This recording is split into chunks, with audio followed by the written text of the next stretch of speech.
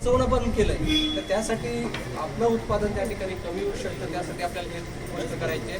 त्याच्यानंतर आपल्या भागात उन्नी अळीचा प्रादुर्भाव आहेत का, ठाळक करणारे काही शेतकरी आहेत? उन्नी जर येत असेल तर यावर्षी आता या टायमामध्ये त्याची उपाययोजना करायची. उन्नी अळीचं तुम्हाला सायकल माहीत असेल की आता पहिला पाऊस पडल्यानंतर त्याचे भुंगे निघायला सुरुवात होतात.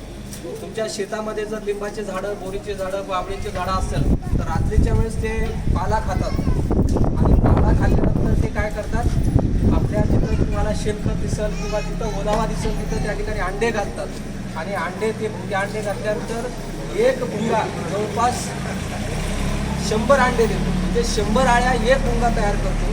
त्यासाठी आपल्याला जर ते भुंगे जर मारायचे असेल तर सायंकाळी 7 वाजल्यानंतर आपल्याला तिथं काय करायचं, एक जमिनीपासून एक ते 1.5 फुटावर तिथं लाईट लावायचं आहे आणि त्याच्या खाली पाणी ठेवायचे, मध्ये ऑइल वगैरे टाकून हे भुंगे आपल्याला जास्तीत जास्त मारायचे. आणि हे सामूहिक जर शेतकऱ्यांनी केलं तर निश्चितच उन्नी अळीचा तुम्ही कमी खर्चामध्ये त्याचा उपाययोजना करू शकता.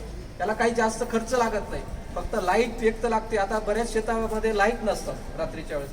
अशा शेतकऱ्यांनी काय करायचं, आपल्याकडे सगळ्यांकडे बॅटरीचे पंप आहेत, बॅटरीवर ते लाईट जर लावला त्या ठिकाणी तरी सुद्धा आपल्याला ते उपाययोजना करता येते. पण हे भुंगे जर आपण सगळ्यांना सामूहिक जर भुंगे जर मारले तर निश्चितच उन्नी अळी यावर्षी तुम्ही कमी करू शकता. कारण की ज्या वर्षी पाऊस कमी असतो त्या वर्षी उन्नीचा प्रादुर्भाव खूप जास्त होतो. कोरडं वातावरण जेवढं त्याला चांगलं वाटेल तेवढं ते जाळ्या जास्त येतात, त्यासाठी त्याचं नुकसान होते.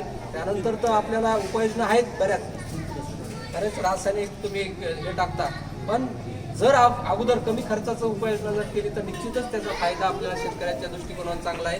त्यानंतर तुम्ही मेटारायझम असेल, हे असेल, या गोष्टी तुम्ही